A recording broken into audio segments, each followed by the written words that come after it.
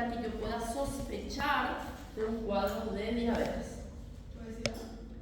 Podría ser obesidad. Un niño con obesidad, podríamos dejar la obesidad más para diabetes tipo 2. Sé quién dijo por ahí. Normalmente el paciente con diabetes tipo 1 tiene normo peso o incluso bajo peso. ¿Por qué? Porque aquí no tiene mucho que ver la parte en cuanto al metabolismo, a diferencia de lo que es diabetes tipo 2. En diabetes tipo 2 sí tenemos factores genéticos, ambientales, socioculturales, mientras que en diabetes tipo 1 no. Entonces cambia la historia. ¿Cómo yo sospecho que un niño está presentando una diabetes tipo 1? Normalmente ellos tienden a desencadenar cuadros más graves. Si vamos a poner un cuadro compartido, el paciente con diabetes tipo 2 durante un cierto tiempo viene orinando más por las noches, viene perdiendo peso, no es brusco el inicio, sino que es lento y va progresando. Mientras que en una diabetes tipo 1 esto es de rápida evolución. Normalmente el paciente desencadena un cuadro y su diagnóstico se da en salas de urgencias, por ejemplo. ¿Por qué? Porque el paciente termina haciendo una cetoacidosis diabética, un nivel muy por encima de lo normal de lo que es la glucemia. ¿Cuál es el valor normal de una glucemia en ayunas? ¿Quién sabe? Generalizando. De 70 a 100. Generalizando. El laboratorio no reconoce más, otros menos. Pero de 70 a 100 miligramos de cilitro decimos que la glucemia es normal en ayunas. ¿Sí? Normalmente los pacientes con diabetes tipo 1 desencadenan un cuadro con 600 de glucemia. ¿Sí? Quiere decir que eso mismo va a hacer al paciente presentar ciertos síntomas más graves que terminan pasando por urgencias. ¿Sí? ¿Cómo yo sospecho? Aquí la pregunta es: ¿cómo yo sospecho que este niño o este joven está presentando cuadros aparentemente relacionados con la diabetes tipo 1? El paciente normalmente empieza a tener déficit de atención, duerme en clase, visión borrosa continua, y normalmente estos síntomas no se presentan uno tras otro, sino que lentamente, cada tanto va apareciendo. El paciente presenta visión borrosa, no le llama la atención, no comenta. ¿Por qué? Porque normalmente son niños quienes desencadenan. Y un niño no va a decir: mamá, tengo visión borrosa. Ni siquiera se va a percatar de que eso podría estar pasando. ¿Sí? El niño podría comenzar a perder peso, pero no va a estar dándose cuenta. Muchas veces quien termina ayudando al diagnóstico es la maestra, junto con la mamá, junto con los padres. ¿Sí? Entonces es un trabajo, es un conjunto. Y aquí es donde se evalúa. El niño se levanta por las noches a orinar. ¿Cuántas veces se levanta por las noches? ¿Sí? ¿Qué tal está el rendimiento escolar de ese niño? De ser un niño que anteriormente prestaba mucha atención, hoy día le cuesta prestar atención, está más desenfocado, pierde clases, duerme en clase, está irritado, está sonoliento. Me tiene que llamar la atención. Principalmente si anteriormente era un niño activo. Entonces, son síntomas que no aparecen de una sola vez, sino que es lento y progresivo principalmente. Tenemos un cuadro de cómo nosotros podríamos detectar. Siempre vamos a hablar de detección. Ninguno de los cuadros aparece de golpe y de una sola vez, sino que esto va apareciendo lentamente. Puede aparecer uno cada 4 meses. Cuando hace picos hiperglucémicos, aparece lo que es el oído tapado, sensación del oído tapado. Y normalmente el niño como que no refiere eso, no sabe referir. ¿Sí? Aparecen lo que son los zumbidos, la visión borrosa es muy importante porque normalmente eso es lo que nos llama la atención a los padres. El niño que de repente tiene que estar atajándose a la hora de caminar o está caminando normal y tiende a caerse fácilmente, entonces llama la atención su forma de actuar. Mareo va mucho de la mano, el desequilibrio, entonces esto se vuelve repetitivo, entonces ahí es donde llama la atención. ¿Sí? Principalmente la maestra es la que colabora. ¿Por qué? Porque, como te digo, anteriormente el chico era muy activo, hoy día le cuesta prestar atención, le cuesta responder, se vuelve más lento a la hora de responder las preguntas que anteriormente hacía. Esa lentitud para hablar también podría estar presente. principalmente en casos de hiperglucemia. ¿Cómo va a estar presentado? ¿Cómo se va a presentar entonces mi paciente? Como el paciente tipo 2, tipo 1, tipo 2, no va a variar mucho en cuanto a paciente que presenta mucha, ¿cómo le decíamos las 4P? ¿Se acuerdan? Pérdida de peso, polifagia. ¿Qué era polifagia? ¿Alguien se acuerda? Paciente que tiene mucha hambre.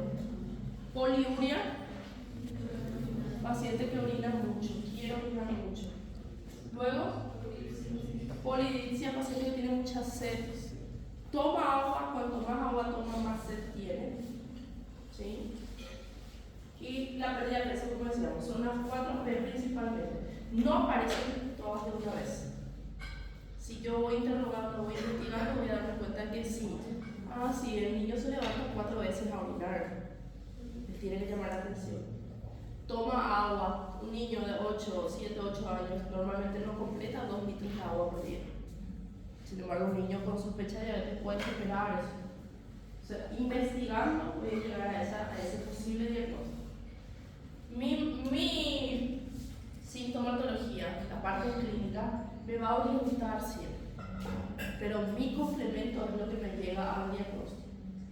¿Cuál sería ese complemento? Estudios de laboratorio, ¿cierto? Análisis de laboratorio. Para todo eso nosotros tenemos lo que son los criterios diagnósticos de diabetes. Y se aplican en diabetes tipo 2. Criterios diagnósticos de diabetes. Por aquí tengo. Teniendo en cuenta siempre, yo como primera instancia, como primer método de diagnóstico, yo voy a pedir glucemia en ayunas. Sea niño, sea adulto, sea tipo 1, sea tipo 2. Necesito ver cómo está esa glucemia en ayunas. Mi valor decíamos que va de 70 a 100. Si esa glucemia en ayunas me viene un valor de 115 miligramos de decilitro, ¿qué me está indicando? Que probablemente sea un cuadro de diabetes, de prediabetes. Porque hoy día se considera que prediabetes va desde 101 a 125 miligramos de decilitro. En ayunas sí, ¿ok? Prediabetes. Normalmente esa prediabetes yo encuentro en pacientes con diabetes tipo 2. En diabetes tipo 1 no logro alcanzar ese valor. En diabetes tipo 1 no diagnosticado, en ayunas probablemente encontremos 400, 300, 400 miligramos de decilitro de glucemia. En ayunas. Entonces, esos valores ya me tienen que llamar la atención. ¿Cómo yo confirmo ese diagnóstico? Con una segunda toma. Lo ideal siempre es no quedarme con un solo laboratorio, sino que repetirlo. Puede ser con el mismo laboratorio en diferentes días o cambiamos de laboratorio y comparamos. Siempre hacemos ese punto comparativo para un diagnóstico más real. Entonces, el primer criterio diagnóstico es la glucemia en ayunas. Siempre tiene que estar por debajo de 100 para que sea un valor normal. ¿Ok? Si mi paciente presenta una glucemia en ayunas de mayor a 126, yo ya considero que es una diabetes. Sea tipo 1, sea tipo 2. ¿Ok? Segundo criterio diagnóstico, una glucemia al azar. ¿Qué quiere decir al azar? En cualquier momento del día le estoy controlando su glucosa a mi paciente. Indistintamente si estoy confirmando o sospechando de una diabetes. Ahora le confirman al compañero cuánto está la glucemia al azar. Hace 2 horas que comió su último alimento, almorzó hace 2 horas. Ahora le estoy controlando y me supera los 200. Quiere decir que glucemia al azar por encima de 200 miligramos de decilitro es diabetes confirmada. ¿Se entiende? En teoría tendría que estar menor a eso.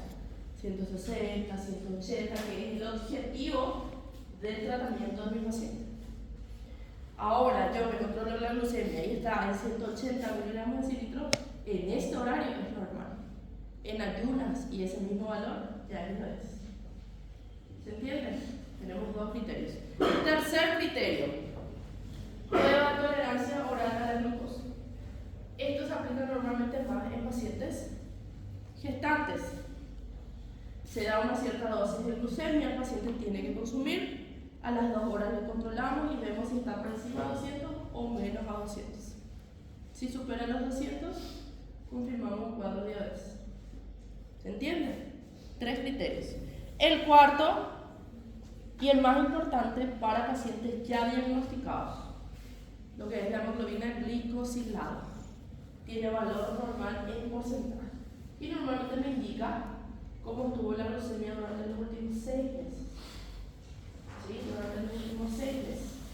Quiere decir que si yo tengo un paciente confirmado con diabetes y le solicito que el día de mañana haga su control, mi paciente puede que hoy no haga la cena. Sin embargo, la glucemia en ayunas del día de mañana va a estar normal, porque hoy mi paciente no cenó. Sin embargo, le solicito su glicemia, su glicada, mejor dicho, de los últimos 6 meses y me va a venir el valor real. Si es que me supera el 7%, los 8%, hay pacientes que llegan a 12% de glicada, ya el doble de lo esperado. Quiere decir que es un paciente diabético descompensado. Probablemente necesite insulinoterapia más antidiabéticos orales, principalmente si hablamos de una diabetes tipo 2. Si hablamos de una diabetes tipo 1, el tratamiento principal es el uso de la insulina. Quiere decir que aquel paciente con diabetes tipo 1, con nula productividad de insulina, yo tengo que indicarle esto. O el paciente va a fallecer, así de sencillo es. Hablemos un poquito de lo que son los tipos de insulina. Normalmente tenemos lo que son las cristalinas rápidas, las ultra rápidas, las que necesitamos que hagan efecto ya en el menor tiempo posible, las lentas y las ultra lentas, aquellas que pueden estar durante todo un día en sangre y pueda eso ayudar a que la glucemia se encuentre normal también.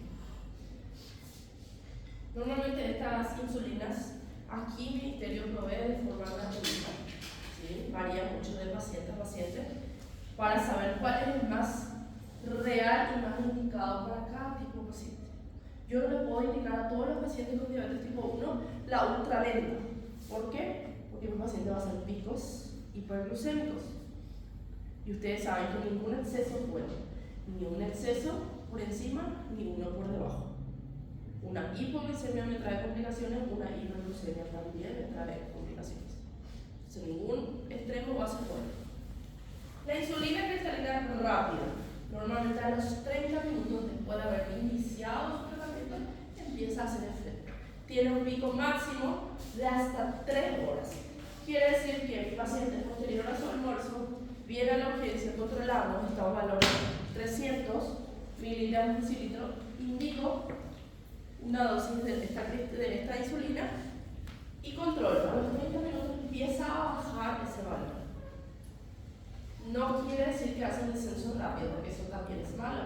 Tiene que ser lentamente el descenso. Su pico máximo a las 3 horas va a estar el valor real de la glucemia. Yo con ese pico máximo voy a indicar a saber si es que esta insulina corresponde para que mi paciente siga utilizando o no. Si es que con esta insulina mi paciente no baja el nivel glucémico, quiere decir que no es la que le corresponde a ese paciente. Tengo que llegar a probar otro.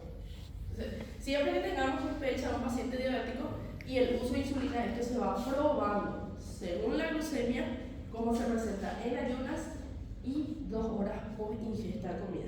Ese es mi control. Una duración aproximada de 7 horas en sangre. Posterior a este tiempo, yo tengo que volver a controlar la glucemia. Hizo un pico hiperglucémico o hipoglucémico o ya está normal. ¿Okay? Luego tenemos la ultra rápida. Cuanto más alto el nivel glucémico, más rápido también tendría que utilizar esta insulina. A los 15 minutos está empezando a descender para evitar que el paciente haga algún tipo de colapso. O sea, a los 15 minutos está haciendo un pico de inicio. Y a los 30 a 70 minutos, a las 1 hora aproximadamente, empieza realmente a estar en su valor real. Y el tiempo promedio de sangre siempre vamos a tener solo de 3 horas. Esto normalmente se utiliza ya para corrección. Normalmente esta insulina se usa para corrección. ¿Qué quiere decir? Mi paciente es un paciente diabético tipo 2, el tratamiento con algún antidiabético oral, metformina, clomipirida, Sin embargo, con este tratamiento, aún así hace picos hiperglucémicos. Quiere decir que con su antidiabético oral no logra bajar lo más que pueda su glicemia. En esos casos hacemos una pequeña dosis de una ultra rápida y ambos se complementan. Insulina más antidiabéticos orales. ¿Se entiende? Entonces, solo en caso de necesidad, el paciente puede utilizar eso. No forma parte de un tratamiento diario. Hoy comí un pedazo de torta, pasaron 2 horas y mi nivel glucémico estaba por los 500. Ok, utilizo. Mi objetivo es que baje a 240, 300, y a partir de ahí el otro tratamiento real tiene que hacer su efecto. O sea, esto no es un tratamiento utilizado todos los días, sino que solo según necesidad. La insulina lenta, normalmente está en la primera lección de un paciente diabético tipo 2. Utilizamos la ultra lenta. La verdad, la lenta empieza a hacer su efecto a las 1 hora y puede durar todo el día. ¿Qué quiere decir eso? Yo le indico a mi paciente a partir de las 7 de la tarde, un poquito antes de la cena poco, al día siguiente durante todo ese tiempo, lo más normal posible el nivel glucémico. Al día siguiente se levanta el paciente, siempre lo ideal es que lo primero que haga sea controlarse su nivel glucémico. Entonces, siempre utilizamos en el momento donde más alto va a estar esa glucemia. Entonces, utilizamos por la tarde-noche para que durante todo ese día, ese horario de la noche se mantenga normal, al día siguiente esté bien normal su glucemia. Entonces, siempre controlamos. Tenemos que saber también en qué momento mi paciente come más, por ejemplo. Qué tipo de alimento elige, en qué horario. Entonces, se le enseña al paciente. Si el paciente refiere que su horario de almuerzo son las 3 de la tarde, quiere decir que yo no le puedo dar a las 6 de la mañana. ¿Por qué? Porque para la hora de las 3 de la tarde, el día siguiente, ya no va a estar haciendo efecto su insulina, sino que yo tengo que controlar. Okay. Quiere decir que cerca de la 1 a las 2 de la tarde también tendría que estar indicándole su insulina para que un día me pueda durar. ¿Ok? Al igual que esta ultra lenta. Normalmente esta forma parte también de la primera lección porque es más cómoda. Es la que utilizamos en forma lapicera. Entonces normalmente en estos casos utilizamos. Es cómodo, enseñamos más fácilmente. Hay como un cierto tabú en cuanto al uso de la insulina, pero con esta lapicera como se vuelve más fácil su uso. Esta es la forma de presentación. Parecida a esta es la de insulina glargina. ¿Conocen? ¿Alguien conoce? ¿Sí? ¿No? ¿Nunca vieron? Pero parecida a esta también vienen los medicamentos hoy día utilizados que son para la pérdida de peso. Tisepatida, semaglutida, ¿sí? ¿Por qué hablo de esto? Porque normalmente también hoy día ya forma parte del tratamiento para pacientes con diabetes. ¿Qué es lo que pasa con el paciente diabético? Quiere comer y estos medicamentos inhiben el apetito. Entonces forma parte realmente de un buen tratamiento para el paciente diabético. Y a la par le ayuda a perder peso. Porque la mayoría de los pacientes con diabetes tipo 2 principalmente son pacientes obesos o están en sobrepeso. Entonces siempre se trata de combinar los nuevos medicamentos para la pérdida de peso y el tratamiento para la diabetes. ¿Cuál es el objetivo de nuestro uso de insulina? Siempre tenemos que tener un objetivo ante un tratamiento, ya sea con insulina, ya sea con pastillas, antidiabéticos orales. Siempre tenemos que tener un objetivo. ¿Qué es lo que buscamos con estos tratamientos? Que el paciente coma menos, que sepa en qué hora comer, que sepa qué comer. Tenemos que saber que el paciente diabético tiene que comer cada 2 horitas. Ahora, ¿qué come cada 2 horas? Eso también es importante enseñarle al paciente. Nuestro objetivo siempre va a ser controlar glucemia en ayunas y, de ser posible, a las 2 horas después de haber consumido algún tipo de alimento. Principalmente si hablamos de los alimentos más importantes del día: desayuno, almuerzo o cena. Quiere decir que yo le indico a mi paciente diabético en ayunas cuánto está su glicemia, que anote. ¿Qué horas? Anotación. A las 2 horas después del desayuno, hizo su desayuno a las 7 de la mañana, a las 9 que haga un control de vuelta. Que me anote. ¿Por qué? Porque de acuerdo a ese resultado va a ser también el tratamiento. O aumentamos la dosis, o bajamos la dosis. Entonces, ningún extremo es bueno. Importante conocerle al paciente sobre todo. Consumiendo alimentos cada 4 horas. Lo ideal es que mi paciente pueda hacer por lo menos 4 comidas al día. Como mínimo. Siempre decimos por lo menos 6 comidas al día. Ahora, ¿qué es lo que elige mi paciente? Es lo importante. O elige una manzana o elige 2 empanadas cada 2 horas o cada 4 horas. ¿Sí? Eso mismo va a hacer que haya un pico hiperglucémico también. Los dispositivos, este es el inyectable utilizado para la insulina NPH, la lenta. Por eso es que el paciente tiende a utilizar el dispositivo que viene como lapicero. ¿Por qué? Porque se vuelve más incómodo utilizar esta jeringa. ¿Sí? Sitios de punción donde se recomienda que mi paciente pueda aplicarse la insulina: nivel abdominal, nivel del muslo, antebrazo. Siempre la idea es que vaya rotando el paciente. Un día aquí, otro día aquí, más abajo, y va rotando. ¿Sí? Siempre es hablarle acerca del cambio principalmente. Y si hablamos de lo que es una terapia funcional para un paciente con diabetes tipo 1, vamos a tener en cuenta insulina, actividad física acorde a la alimentación, todo en equilibrio. Si mi paciente hoy consumió un poquito menos que el día anterior, mi insulina va a estar por debajo también. Sin embargo, si hoy mi paciente tuvo un cumpleaños y se fue a comer un poco de asado y después comió un poco de torta, probablemente mi insulina también tenga que aumentar un poco más. ¿Sí? O aquel paciente que hace actividades físicas muy intensas, queman más energía, queman más glucosa. ¿Sí? Entonces, tener en cuenta que si va a tener una actividad física muy intensa, mi insulina tiene que ser por debajo de lo normal. El paciente es el que aprende a utilizar. ¿En qué momento utiliza 5 unidades de insulina y en qué momento usa 15? Entonces, siempre es equilibrio, por eso utilizamos esta imagen. El paciente diabético tipo 2 sin insulina no vive. Entonces, su tratamiento real es la insulina. ¿Puede vivir con diabetes? Claro que puede. Se vuelve un poquito más complicado, pero el paciente puede. Ahora, si hablamos de la diabetes tipo 2, tenemos que tener en cuenta que hay ciertos factores predisponentes. ¿Cuáles podrían ser los factores de riesgo de una diabetes? Tipo 2. Factores de riesgo. En primer lugar, les digo yo, la obesidad. ¿Puede ser? ¿Qué más? Patologías de base. Vamos a incluir. Dislipidemia, hipertensión. ¿Qué más? Factor genético. La edad normalmente aparece a partir de los 40 años. ¿Sí? El sexo, predominan mujeres. Multíparas. ¿Sí? Normalmente utilizamos las 4 F, decimos, están en inglés.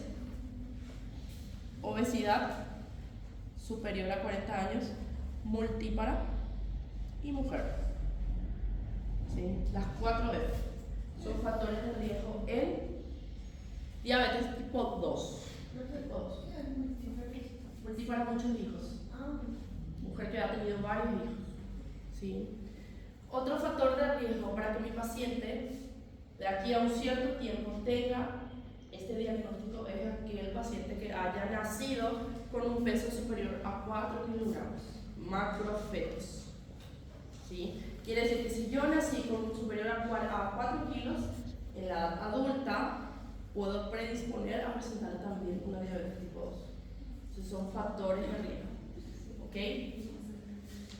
Factores genéticos, socioculturales, económicos, ¿sí? Y si vamos a hablar un poquito de cómo normalmente se distribuye según la OMS, tipo 1, tipo 2 gestacional. Y luego tenemos por otro lado lo que es el ADA, la Asociación Americana de Diabetes. Ellos reconocen más factores, aparte de lo que es diabetes tipo 1, tipo 2, la gestacional y aquellas que van relacionadas a traumas. Por ejemplo, un paciente que tuvo una pancreatitis y quedó con secuelas. Sabemos que la insulina se produce en el páncreas. Si hay secuelas, probablemente haya menos producción de insulina. Quiere decir que posterior a esa patología el paciente tenga que desarrollar una diabetes tipo 2. ¿Se entiende? Sepamos diferenciar también esto. Pregunta al saco. Pero una vez que el paciente es diagnosticado con diabetes tipo 2, ¿ya debe hacer uso de insulina o puede hacer? Siempre utilizamos terapias, le decimos.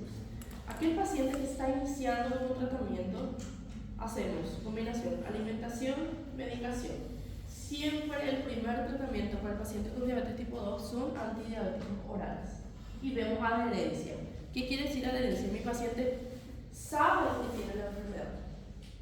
Porque el paciente con diabetes tipo 1, digo diabetes tipo 2, es igual al paciente que haya tenido alguna sospecha o confirmación de un CA, de un cáncer. Le cuesta aceptar su enfermedad. Entonces siente que hoy está bien, puede comer todo lo que quiere. Pero ¿qué pasa? Para la noche mi paciente no está mal. Se medican, mejora, entre comillas. Entonces, el paciente diabético es el más difícil de tratar. ¿Por qué? Por la falta de adherencia al tratamiento. Pero siempre el primer pilar es alimentación y uso de antidiabéticos orales a partir del diagnóstico de una diabetes tipo 2. Si estamos ante un paciente con prediabetes, hicimos 2 controles de glucemia y ambos controles encontramos que su glicemia encontrada llegaba a 120 miligramos de cilindro en ayunas. ¿Qué hacemos con ese paciente? ¿Qué dicen? Iniciamos ya antidiabéticos orales, no iniciamos nada. ¿Cómo? Cambio de hábitos, ¿qué más? Normalmente lo que hacemos es cambio de hábitos y ya hacemos una especie de profilaxis. Ya iniciamos antidiabéticos orales a baja dosis. Como por ejemplo, la metformina viene en presentación de 500, 850 y 1000 miligramos. Para un paciente con sospecha de prediabetes, 120 miligramos de cilindro en 2 controles, 110, 115, 120. Iniciamos alimentación, reeducación alimentaria, que es lo que se recomienda, actividad física más alimentación y pequeña dosis de metformina, por ejemplo. ¿Ok? Hacemos un control cada 3 meses, siempre hacemos cada 3 meses con el paciente diabético. A los 3 meses encontramos que ese valor sigue igual. ¿Cambiamos? No es necesario cambiar el tratamiento. ¿Por qué? Porque está ahí. ¿Cuándo yo aumento la dosis? Cuando mi paciente sobrepasa el valor. Cuando ya está confirmado la diabetes tipo 2. ¿Sí? Por encima de 126 yo ya uso antidiabéticos orales como son metformina más nimevirida, ya combinamos. ¿Sí? Siempre hablándole al paciente qué es lo que hace que suba más la glicemia, qué tipo de carbohidratos, mandioca, panificados, harinados, los almidones, ¿sí? No es propiamente ese azúcar de mesa, no hablamos solo del azúcar de mesa. Eso, de ser posible, complementamos o sustituimos por el edulcorante de mesa. Pero no solo eso, el azúcar que está en cada tipo de alimento, los carbohidratos principalmente, ¿sí? Y siempre vamos a tener de la mano el paciente diabético con una hipertrigliceridemia. ¿Por qué? Porque los triglicéridos también aumentan con el consumo de carbohidratos. Yo, joven, tengo un valor de triglicéridos por encima de lo normal, suspendo el uso de carbohidratos, mi nivel de triglicéridos va a descender. ¿Sí? Entonces siempre es importante analizar todo eso. En el control de un paciente diabético tipo 2 no me quedo solo con el control de la glucemia. Tengo que controlar colesterol, tengo que controlar triglicéridos y presionar si es que aparece hipertensión. Entonces es un complemento. Principalmente si mi paciente es un paciente obeso, porque sería, ahí hablamos de lo que es síndrome metabólico, ¿cierto? Obesidad, lipidemia, hipertensión y todo lo que le complementa a mi diabetes. Los factores de riesgo que hablábamos, y aquí tenemos lo que son los factores modificables y no modificables, aquello que podemos cambiar y aquello que ya no podemos cambiar. Aquello que podemos cambiar, alimentación, obesidad, sedentarismo, ¿sí? Aquello que no podemos cambiar ni aunque queramos, edad, sexo, predisposición familiar, ¿Se entiende? Pregunta de examen también. Y aquí a lo que vamos, principalmente, ¿cómo se presenta el paciente con diabetes tipo 2? ¿Cuál les parece a ustedes que sería el motivo de consulta, ya sea por consultorio o por urgencia, de los pacientes con diabetes tipo 2? El paciente no sabe aún que tiene una diabetes, pero está acudiendo a la consulta. ¿Qué motivo de consulta tendría? ¿Qué sería lo que le va a motivar a ir a consultar? Hola, doctora, vengo porque tengo mucha sed. Puede ser mareos. Paciente que estaba manejando, se sintió mal, se mareó, le llamó la atención. O sea, se dan cuenta que tiene que pasar algo mucho más agresivo para que el paciente quiera consultar. Vino orinando mucho durante todas las noches, no le va a llamar la atención. Va a ser normal. Va a buscar una causa. Tomé mucho té, tomé mucho mate durante el día, tomé más cantidad de agua. O sea, siempre va a encontrar un porqué el paciente. ¿Sí? Se levantaba 3-4 veces por las noches. Para el paciente es normal. Pero yo, médico, investigo y encuentro con que sí. Mi paciente empezó a levantarse más por las noches, empezó a perder peso. Allá por enero tenía 60 y ahora estamos en junio y tiene mi paciente 48. Y el paciente no hizo cambio de hábitos, no hizo actividad física, no cambió absolutamente nada, pero perdió peso. Ese es el específico que tiene que llamar también la atención. Y yo eso lo encuentro únicamente preguntando, investigando, ¿sí? Sabiendo hacer las preguntas al paciente. Aquí entra lo que sería la anamnesis del paciente también.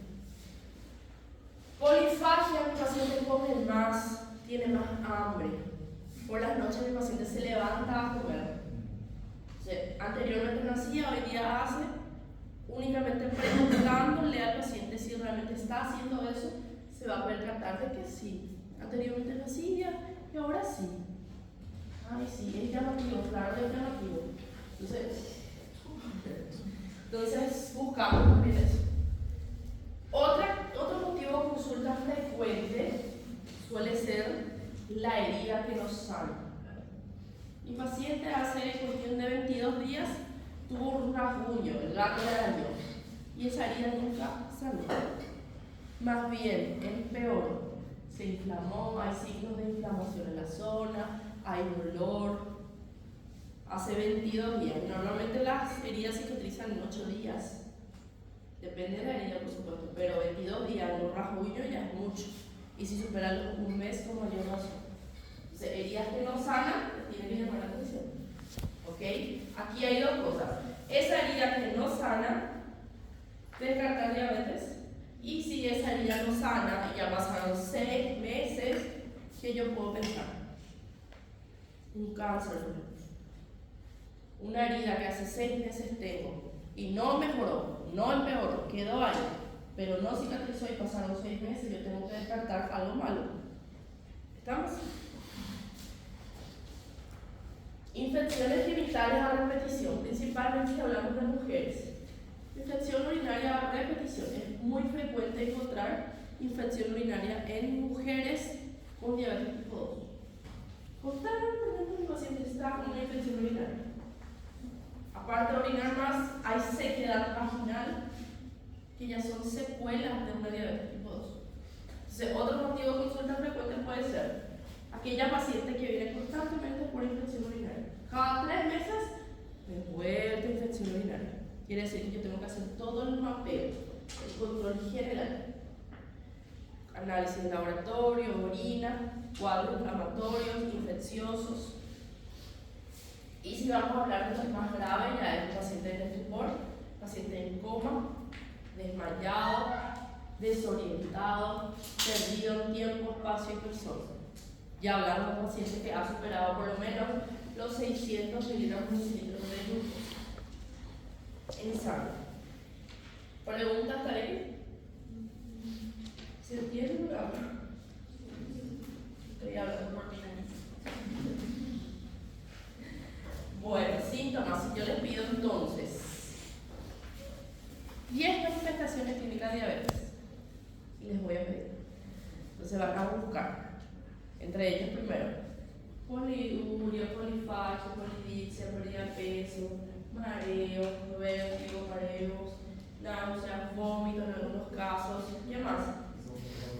Visión borrosa, zumbido también forma parte. Ya tengo 9, quiere decir que 15 y llegamos también. ¿Qué más? Hormigueo. Hormigueo. Hormigueo principalmente en miembros inferiores. 10 ya tengo. ¿Qué más? Puede aparecer lo que es la taquicardia, puede aparecer incluso ya en cuadros mucho más avanzados. Cefalea, palidez. ¿Sí? Se a mulher teve diabetes gestacional, depois voltou normal, ela também entra nesse grupo de risco depois de escolher? Exactamente. Muy importante lo que dice la compañera porque es cierto.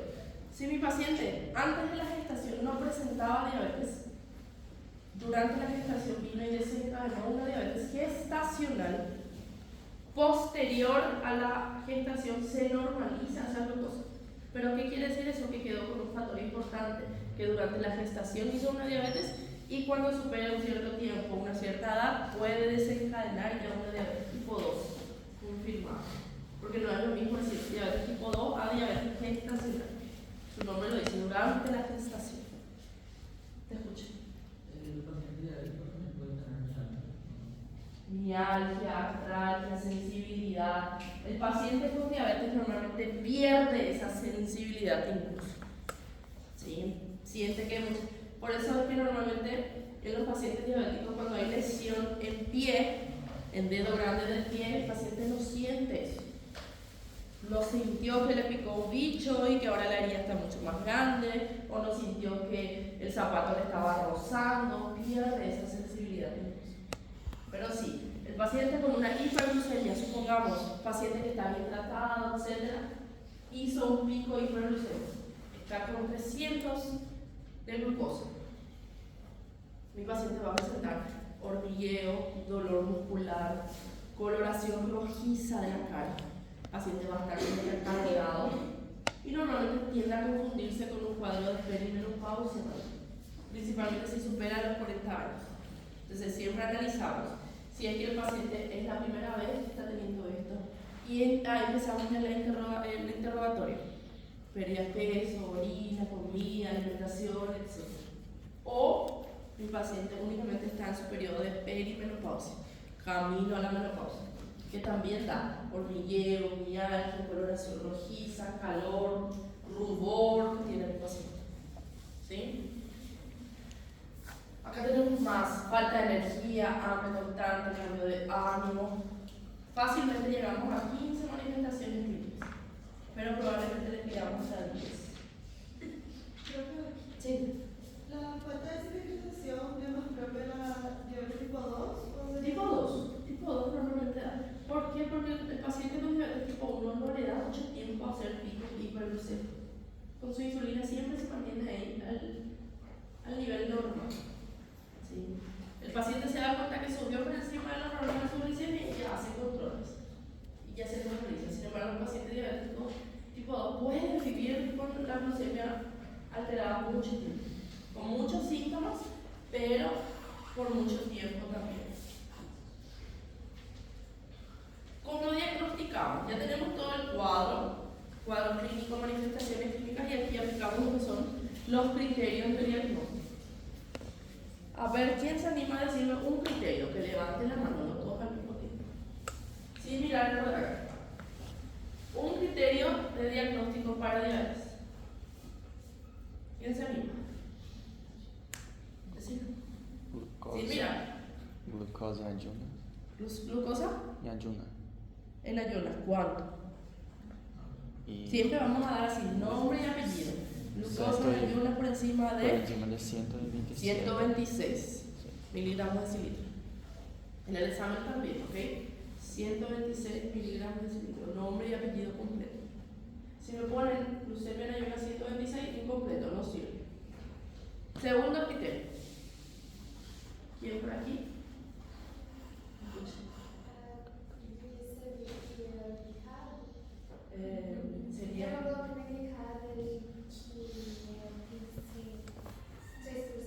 6 6,5% ya es diagnóstico oficial de diabetes. ¿Sí? Entonces el paciente se distribuye. Prueba de glucosa. ¿Cuál? Prueba de glucosa. Prueba. Prueba de tolerancia oral a la glucosa, PTOG. Prueba de tolerancia oral a la glucosa Por encima de 200. que supere los 200 miligramos por decilitro. Y eso va mucho de la mano con el otro criterio que es glucemia al azar. ¿Sí? Por encima de 200 ya es un diagnóstico de diabetes. Entonces, ¿qué pasa? Viene mi paciente, me trae su resultado, encuentro con que su glucosa en ayunas está a 140. Sospecho. Confirmo con un segundo criterio. Yo puedo pedir PTOG o puedo a las 2 horas hacer un control al azar y ver cómo está ese glucemia. O mando ese mismo análisis en ayunas repetirlo 2 veces. Si ambos me vienen alterados, quiere decir que mi paciente es diagnosticado con diabetes. A partir de ahí lo que importa es también, por más que yo tenga el conocimiento profesional, conozco síntomas, todas las manifestaciones clínicas, yo tengo que saber transmitir este diagnóstico. Porque no es fácil para un paciente recibir una noticia como decir, tenés una enfermedad, ok. Ahora, ¿qué tipo de enfermedad es?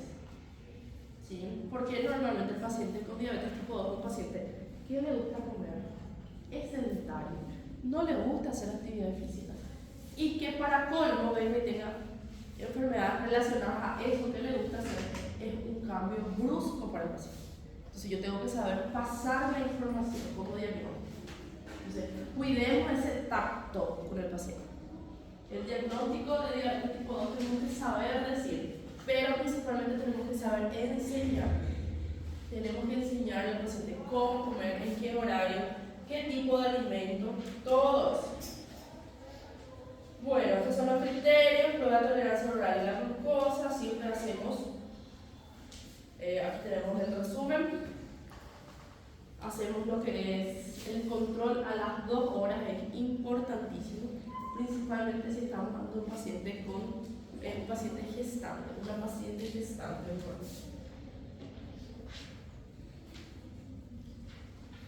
¿Cuál es el tratamiento? Si mi paciente está con una diabetes tipo 2, sospecha, hizo una alteración de 140 miligramos de decilitro, decimos que ya es diagnóstico. ¿Qué hacemos? Antidiabéticos orales más alimentación, más actividad física. Particularmente a partir de la prediabetes yo ya inicio ese tratamiento. Hay otros médicos que prediabetes solo cambio de hábitos, etc.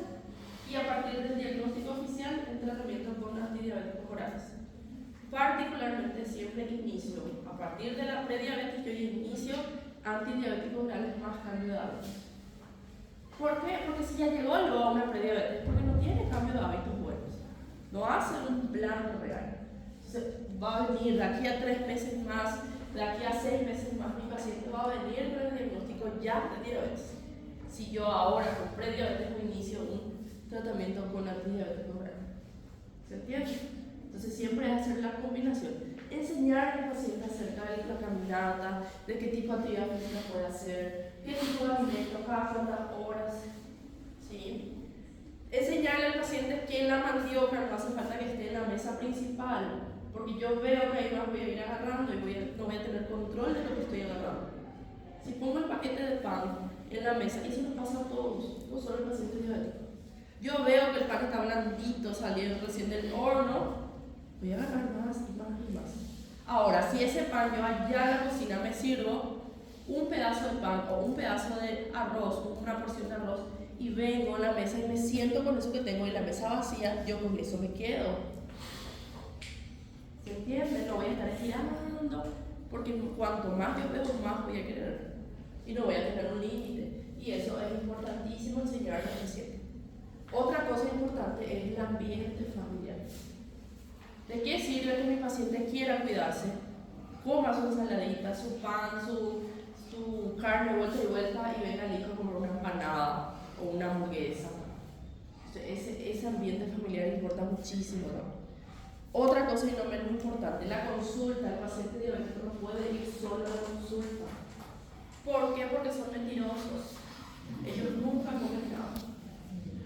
Ellos respetan. y su glicemia es la que habla por ellos.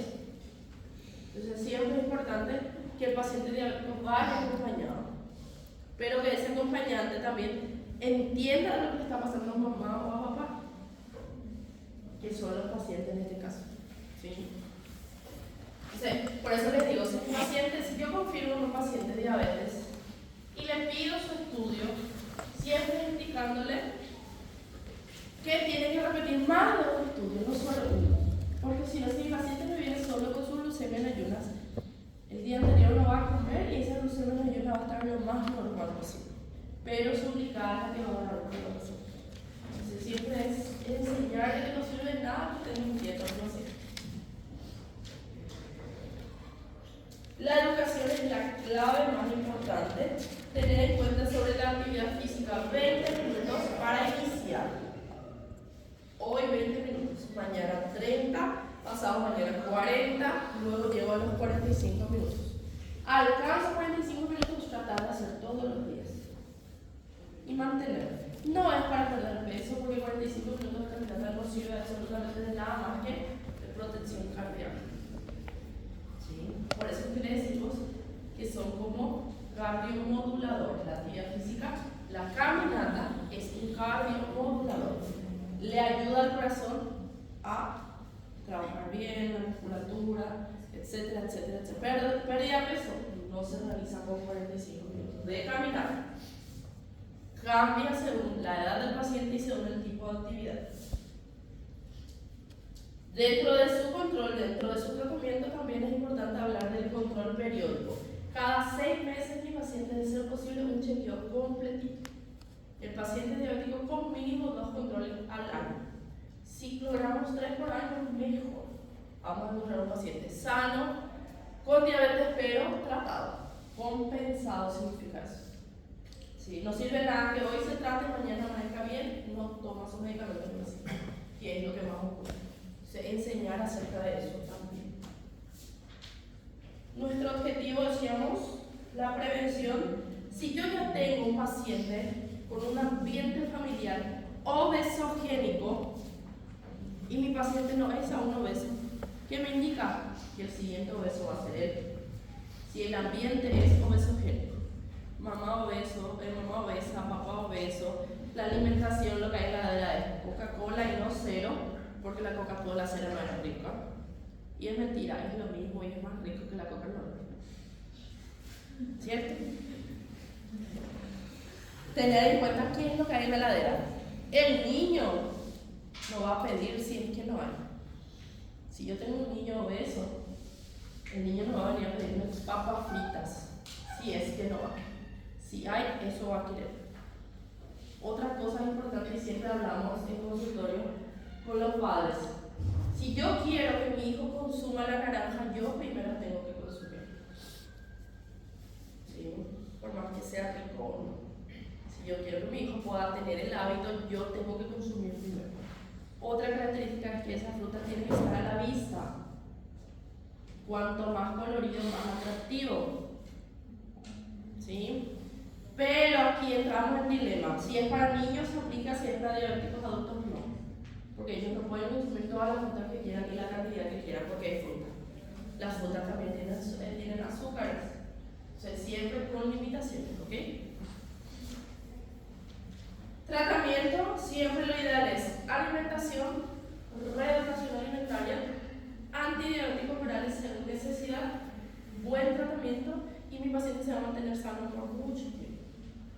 Se descompensa, pasamos a utilizar insulinoterapia. Una vez alcanzado el objetivo con la insulina, ¿se puede revertir? Sí, pero probablemente sea por un corto tiempo.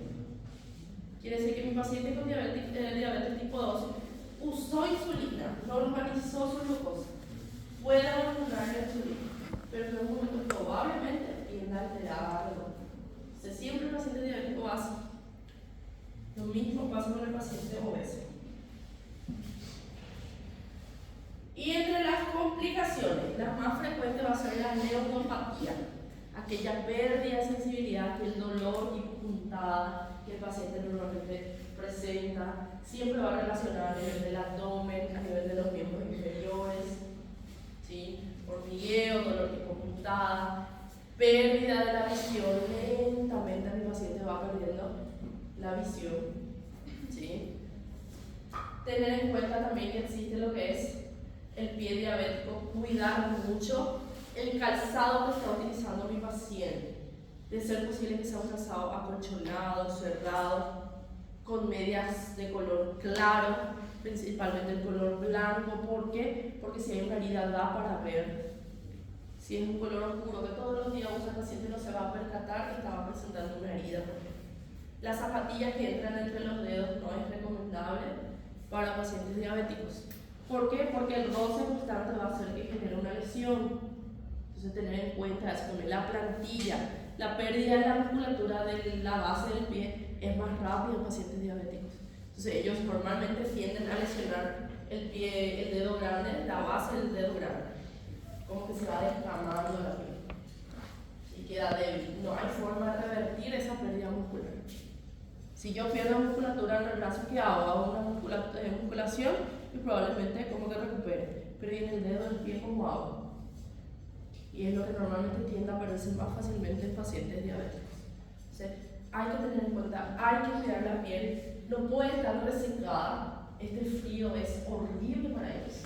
Tiene que estar hidratada, crema hidratante, aceite. Tiene que estar hidratada la piel del paciente diabético. ¿Por qué? Porque va a crear una lesión y es lo que no queremos. Hipercolesterolemia y todo lo que sería el síndrome metabólico principalmente hay que tener en cuenta con eso. ¿Ok? Creo que después tenemos un cuadro comparativo y dejamos por aquí el contenido para la parcial, ¿ok? Hasta diabetes entonces. Neumonía, todo lo que es cuadro respiratorio, neumología, de endocrinología hasta diabetes, tipo 1, tipo 2. Y luego tenemos, ¿cuál era el otro? Cardiología, hipertensión.